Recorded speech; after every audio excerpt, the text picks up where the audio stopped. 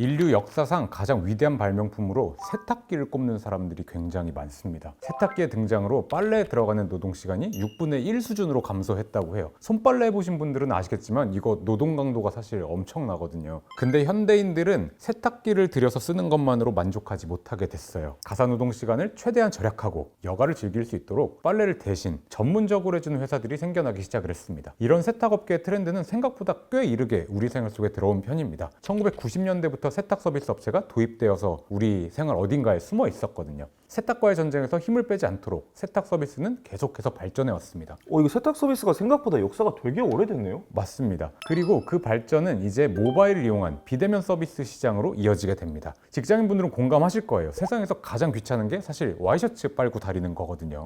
이건 정말 완전 공감이죠. 공감되시죠? 셔츠 빨래는 진짜 너무 귀찮은 게 많아가지고. 여러 집안일 중에 특히 셔츠를 빨고 다니는 건 여간 귀찮은 일이 아닙니다. 제 기준으로 개당 6분에서 7분 정도가 걸리더라고요. 일주일치를 하면은 4, 50분이 주말에 그냥 날아가는 겁니다. 특히 직장인 엄마 아빠들한테 이런 비대면 세탁 서비스 업체는 정말 신의 한 수라고 볼 수가 있습니다. 제가 비대면 서비스를 쓰기 전에 꽤 오래전부터 크린토피아를 썼어요. 셔츠 한 벌에 990원에 빨고 다려주던 시절이 있었거든요. 그 시절부터 썼었어요. 편하긴 한데 직접 가서 맡기고 찾아오는 게 좀 번거롭기는 했습니다. 물론 사실 저는 주말에 잠깐 나간 김에 커피도 사고 하면은 나쁘지만은 않았는데 아내가 자꾸 뭐라고 하더라고요. 애완보고 어디 가냐고. 그러다가 이제 몇 년 전부터 비대면 서비스를 쓰게 됐는데 이게 사실 너무 신세계인 거예요. 그 런드리거나 세탁 특공대 같은 걸 써보면 밤에 퇴근하면서 이제 앱으로 주문하고 그럼 세탁물을 집 앞에 두기만 하면 며칠 내에 이제 빨아서 집 앞으로 다시 갖다 주잖아요. 그쵸.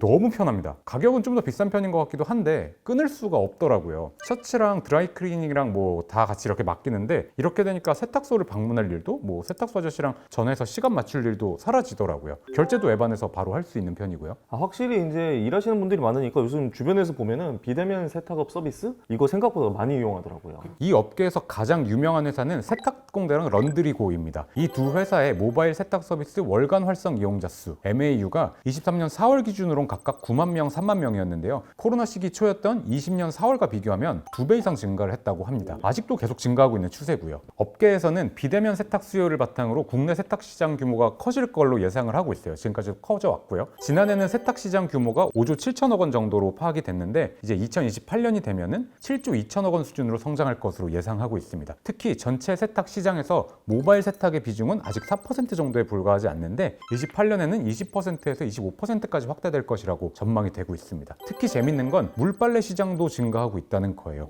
이게 사실 예전에는 거의 없던 시장인데 이게 본격적으로 생겨나면서 시장 규모가 증가하고 있습니다. 이러한 변화는 1인 가구 증가와 맞벌이 부부의 증가라는 사회적 변화에 기인합니다. 통계청 조사에 따르면 전체 인구 대비 1인 가구의 비율이 2019년 30.2%에서 22년에는 34.5%로 증가했고 23년에는 35%를 넘어섰을 것으로 추정하고 있습니다. 혼자 살면서 세탁기 돌리고 셔츠 다리는 거 사실 어렵거든요. 귀찮죠. 맞벌이 부부는 가사노동을 줄이기 위해서 세탁 서비스를 활용하는 경우가 많기도 하고요. 또 집이 좁다 보니 세탁기를 두는 것도 또 건조하는 것도 어려운 상황들이 굉장히 많아졌습니다. 이런 사회적 변화에 대응해서 크린토피아는 기존 서비스에 코인 세탁소를 더하는 방식으로 대응을 했고요. 런드리고는 비대면 서비스를 중심으로 대응을 했습니다. 크린토피아는 드라이나 셔츠 맡기러 가서 코인 세탁기에서 이제 물빨래도 할 수 있게 만들어준 거고 또 런드리고 같은 경우는 앱 안에서 드라이도 맡기고 물빨래도 맡길 수 있게 해준 거죠. 각자의 인프라에서 빨래를 원스톱으로 처리할 수 있게 만들어준 겁니다. 그래서 요새 좀 동네 세탁소들이 많이 사라진 거 아닐까? 맞아요. 정말 많이 사라져가고 있고요. 실제 통계적으로도 2017년 기준으로 동네 세탁소가 2만 7천 개 정도가 있었는데 23년은 이게 한 약 2만 개로 감소를 했다고 해요. 연평균 1,000개씩 사라진 건데 이 흐름이 점점 빨라지고 있다고 합니다. 이대로 간다고 가정한다면 동네 세탁소는 사실 멸종위기종인 셈인 거죠. 그래서 요즘 세탁업 시장은 어떤지 살펴보니까 오프라인의 최강자는 크린토피아가 맞고요.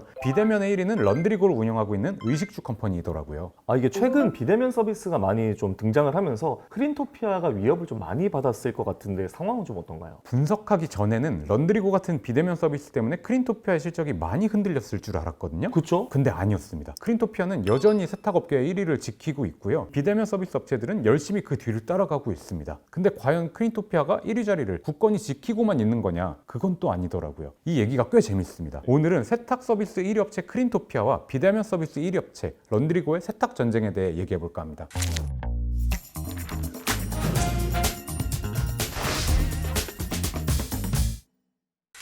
크린토피아는 명실상부 세탁업계 1위 업체입니다. 세탁시장 점유율이 80%에 가깝고요.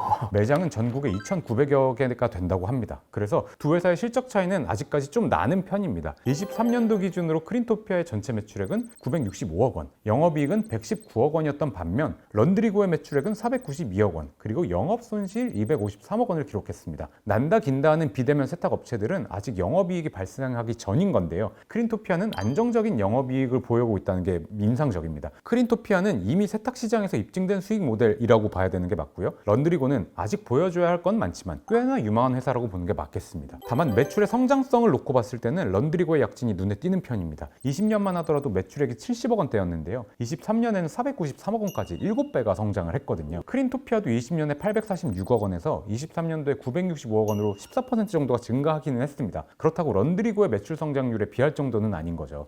성장률이 정말 대단한데 이게 세탁시장 파이 상당 부분이 런드리고 같은 비대면 서비스에 좀 할당된 셈이네요. 최근 세탁시장의 파이 규모가 성장을 했는데 그 성장의 파이를 누가 많이 가져갔을까라는 질문이시라면 맞습니다. 런드리고 같은 비대면 서비스들이 상당 부분 가져간 게 맞거든요. 근데 두 회사는 수익 구조에 좀 차이가 있습니다. 공시된 기업 개영 정보를 보면 런드리고는 가정용 세탁업이라고 되어 있는데요. 크린토피아는 경영 컨설팅업으로 되어 있거든요. 다르네요. 두 회사의 수익 구조를 좀 뜯어보겠습니다. 아시는 분들은 아시겠지만 크린토피아는 프랜차이즈업입니다. 집 주변에는 매장들은 그러니까 가맹점들인 거예요. 동네 편의점이나 파리바게뜨 같이 그냥 가맹점일 뿐이에요. 실제로도 빨래 맡기고 받는 크린토피아 매장을 세탁 편의점이라고 부릅니다. 그러면 우리가 갔던 크린토피아 그 매장들이 소위 파리바게뜨 같은 가맹점이고 거기 계신 분들은 이제 가맹점주셨던 거군요. 맞습니다. 가맹점주 분들이셨던 겁니다. 가맹점 사업의 모델은 크게 두 가지입니다. 세탁 편의점이랑 코인 세탁소 이 두 가지거든요. 그러니까 가맹점 사장님들은 크린토피아 브랜드로 세탁 편의점을 내시거나 아니면 뭐 코인 세탁소를 운영하거나 혹은 두 개를 합쳐서 한 번에 운영을 하실 수가 있고요. 본사와의 가맹 계약에 따라서 수익을 나눠 갖는 구조입니다. 그러니까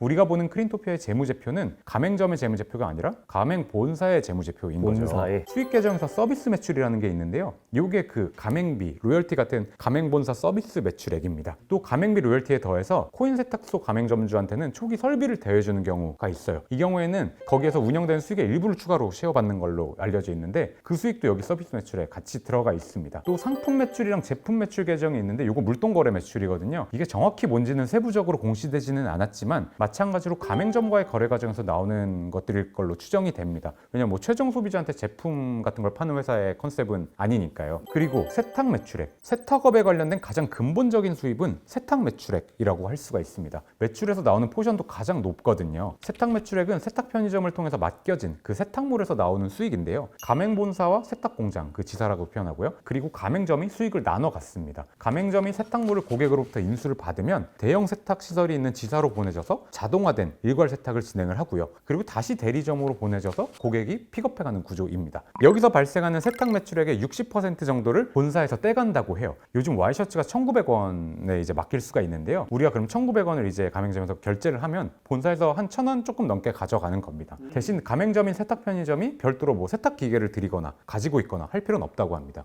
그러면 이제 떼가고 남은 40%로 임대료도 내고 뭐 인건비도 내고 이렇게 하겠군요. 네, 가맹점주님들은 거기서 배분받는 수익으로 임대료도 내고 인건비도 내시는 거죠. 본사 세탁 매출액을 보면 20년부터 23년까지 3년간 41.6%가 매출이 성장을 하는 걸로 확인이 돼요. 특히 23년도가 되게 인상적인데요. 22년 350억 원에서 23년 450억 원 수준으로 100억의 매출액이 증가를 했어요. 근데 동기간의 세탁 매출액의 매출 총이익은 되려 감소를 합니다. 되려 감소요? 이건 왜 그런 거죠? 유형자산 주석을 보면 22년, 23년에 기계장치 취득이 꽤나 많았어요. 120억 원의 기계장치 증가액이 있는 걸로 확인이 되거든요. 덕분에 매출원가에 산입되는 감가상각비가 22년 28억 원에서 23년 40억 원으로 약 12억 원이 증가를 했습니다. 설비 증설에 따라서 감값이라는 고정비 성격의 증분원가가 생긴 거죠. 동기간의 매출액도 드라마틱하게 늘었거든요. 근데 이익 증가의 폭은 되려 마이너스였던 거예요. 심지어 세탁 서비스의 단가 인상도 계속되어져 있었던 걸로 알려져 있는데요. 이익률은 되려 줄어든 거예요. 공원이익에 영향을 미치는 변동 매출원가의 상승도 뭐 당연히 있었을 걸로 추정됩니다. 모든 게 오르는 시대니까요. 다만 같은 기간에 매출 단가도 올라갔잖아요. 그럼 공원이익의 하락이 있더라도 그건 제한적이라고 밖에 볼 수 없거든요. 그렇다면 결국은 가동률의 감소를 의심해 볼 수밖에 없습니다. 사실 크린토피아와 런드리고는 자산의 50% 이상이 유형자산이고요. 그 유형자산에서도 가장 중요한 자산이 공장의 건물 그리고 기계장치입니다. 이런 산업들은 감가상각비 같은 대규모의 고정비용이 발생하기 마련이거든요. 즉 가동률이 높아지면 같은 고정비용이더라도 공원이익이 뭐 증가하는 거니까 전체 총이익 총이익률은 증가하게 되는 거고요. 반대로 가동률이 낮으면 낮더라도 고정 비용은 그대로 발생하는 거니까 총이익률은 낮아지게 되겠죠. 심하면 BEP 이하로 떨어질 수도 있는 거고요. 결론적으로 변동 매출 원가가 얼마나 올랐는지까지는 공시가 되어 있지는 않지만 최종 소비자에 대한 매출 단가를 지속적으로 인상한 흐름, 그걸 함께 두고 보면 변동 매출 원가의 단가 상승 효과가 이익률에 끼친 영향은 다소 제한적이었을 겁니다. 그럼 결국 가동률의 감소를 의심해 볼 수밖에 없는 거죠. 전체 매출은 성장했지만 크린토피아의 근본이라고 할 수 있는 세탁 매출 사업에는 챌린지가 있었다고 생각이 됩니다.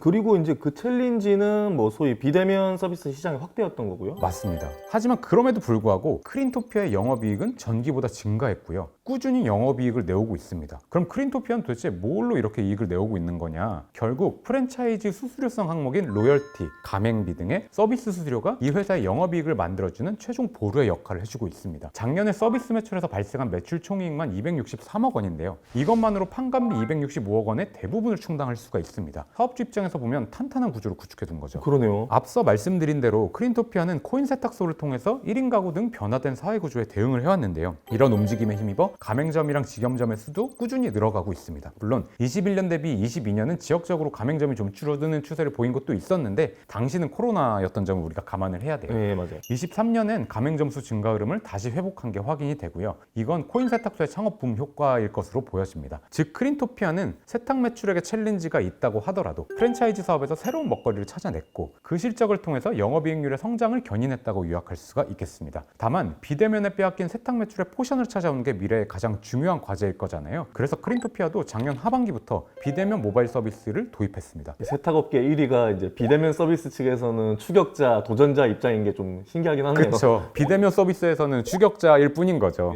이번에는 천하의 크린토피아를 비대면 세탁 서비스의 추격자로 만든 런드리고를 한번 살펴보겠습니다. 온라인 시장에 명실상부한 1위 회사인데요. 앱으로 주문하고 런드렛이라고 불리는 수거함에 빨랫감을 넣어두면 새벽에 수거해 가서 48시간 안에 배송하는 것을 목표로 하고 있습니다. 이 매출은 프랜차이즈 매출이 아닌 직영 매출입니다. 자체 보유하는 공장으로 세탁물을 가져와서 세탁하고 다시 배송해주는 직영 구조죠. 고객이 앱으로 주문하면 세탁 서비스를 제공하는 것, 그게 바로 이 회사 매출의 근간입니다. 물론 런드리24라고 크린토피아와 동일하게 그 코인 세탁소나 세탁 편의점의 개념의 점포가 있기는 한데요. 아직 크린토피아의 매장 수에 미치지는 못합니다. 즉 주된 밸류체인은 모바일 앱을 활용한 비대면 서비스인 겁니다. 이 런드리고의 성장세는 매우 무섭습니다. 2019년 런칭 이후에 주문량이 매년 70%씩 늘고 있어요. 이용자 수가 21년 기준으로 24만 4천 가구였는데요. 22년에는 46만 6천 가구, 23년에는 72만 가구로 굉장히 가파르게 늘어나고 있습니다. 단순해서 한 2배 가까이씩 느네요. 네. 메뉴. 시장의 뜨거운 반응만큼 회사의 매출액은 폭발적으로 성장하고 있습니다. 21년, 22년, 23년 매출 성장률이 각각 85%, 183%, 33%로 확인이 되거든요. 다만 아직은 성장 초기 단계의 회사이고 뒤에서 살펴보겠지만 이것저것 사업 확장을 좀 많이 하다 보니까 영업 손실의 폭도 좀 다소 들쭉날쭉한 편입니다. 전체 매출의 80% 이상을 차지하고 있는 서비스 매출, 그러니까 세탁 매출로만 놓고 보더라도 매출 성장률은 꽤 잘 나오고 있습니다. 특히 코로나 시기 성장률이 어마어마했죠. 21년, 22년 성장률이 각각 87%, 135%입니다.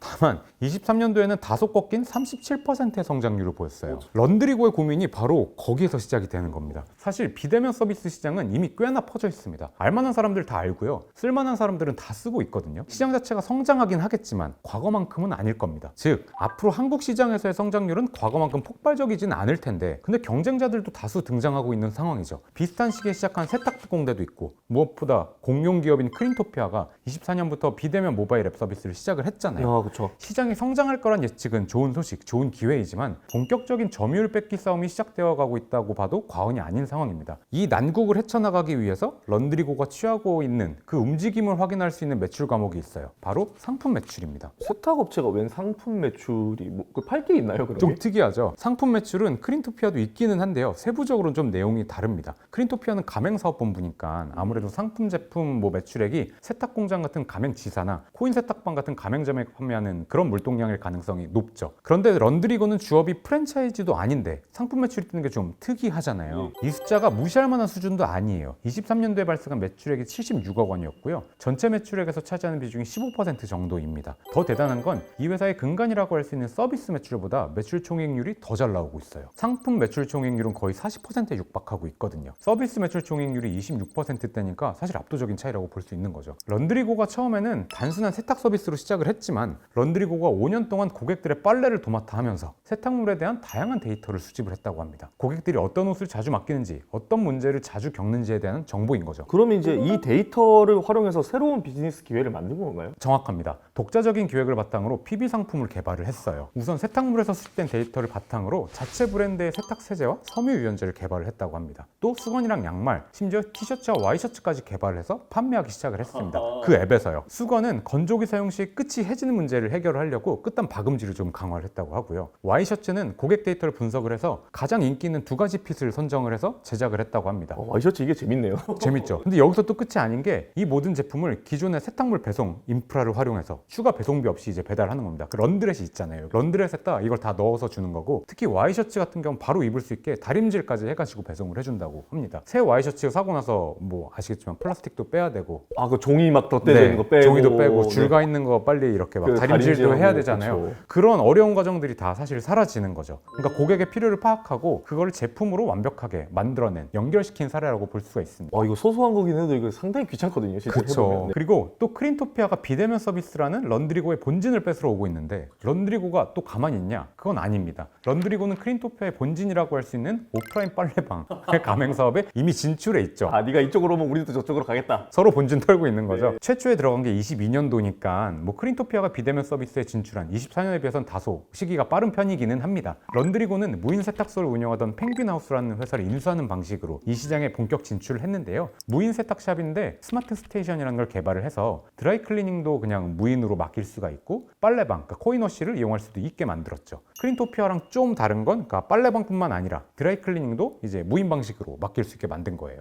크린토피아는 그래도 세탁 편의점에는 사장님들이 계시는 편이긴 한데, 이거는 아예 그냥 비대면으로 완전 싹 바꿔버렸네요. 맞습니다. 그리고 런드리고가 다른 비대면 서비스 업체랑 다소 좀 다른 행보를 보이는 포인트 중 하나가 있는데요. 바로 기존 세탁 서비스 시장을 넘어서 B2B 사업으로 크게 확장을 하고 있다는 점입니다. 2022년 2월에 코로나19가 전 세계를 강타하는 시기에 런드리고가 꽤나 큰 결단을 내렸는데요. 아워홈의 자회사인 크린누리를 인수를 했습니다. 당시 크린누리는 워커힐, 콘레드 서울, 노보텔 엠베서더 등 국내 주요 5성급 호텔 30여 개를 고객사로 두고 있는 회사였습니다. 코로나 시기에 관광객 감소 때문에 호텔 매출이 이제 하락하고 있는 뭐 그런 상황이었는데, 런드리고가 그 당시에 이 기회를 포착하고 인수하게 된 거죠. 당시엔 스타트업이 대기업 계열사를 인수하는 이례적인 사례로 큰 화제가 되기도 했습니다. 진짜 특이하게 보이네요. 런드리고는 이걸 통해서 기존의 B2C 중심의 세탁 서비스에서 B2B 시장으로의 사업 영역을 확장하는 데 성공을 합니다. 이렇게 확보한 B2B 시장은 현재 런드리고 총 매출액의 한 10% 중반 정도를 차지하고 있고, 앞으로는 그 비중을 더 확장할 계획이라고 합니다. 호텔뿐만 아니라 헤어살롱, 헬스클럽, 레스토랑 같이 다양한 사업장으로 이제 서비스를 확대하는데, 단순히 세탁이 아니라 린넨, 유니폼, 위생용품 같이 B2B 렌탈 서비스로까지 이제 확대를 계획하고 있다고 합니다. 그래서 B2B가 전체 매출액의 30%, 40%까지 가는 걸로 사업 계획을 짜고 있다고 해요. 그러니까 빨아서 쓰는 천이 들어간 모든 사업에 어떻게든 들어가겠다는 약간 그런 움직임이 보여집니다. 결론적으로 런드리고의 이러한 전략적 사업 확장은 단순한 세탁 서비스를 넘어서 다양한 업종에 걸쳐서 통합적인 솔루션을 제공하는 플랫폼으로 거듭나겠다, 그런 야심을 보여주는 예라고 할 수 있습니다. 빨아 쓰는 무언가와 연관이 되어 있기만 하면 고객의 필요를 정확하게 파악하고 그걸 실질적인 서비스로 전환하는 능력, 이게 바로 런드리고가 시장에서 두각을 나타내는 이유로 보입니다.